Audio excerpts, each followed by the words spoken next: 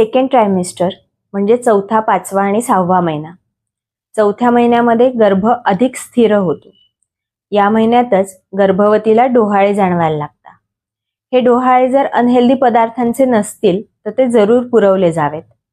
Unhealthy पदार्थांचे असतील तर त्याच्यावर काहीतरी चांगले ऑप्शन काढले गेले पाहिजेत. या व्यतिरिक्त चौथ्या महिन्यात गर्भिणीने दही आणि भात या गोष्टींचं सेवन आवर्जून करावं.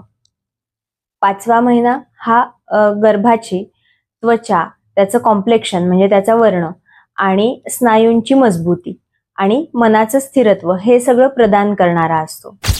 5व्या महिन्यामध्ये तूप भात आवर्जून खाल्ला जावा. या व्यतिरिक्त वेगवेगळ्या फळांचे रस सुद्धा आवर्जून घेतलेले चालतील.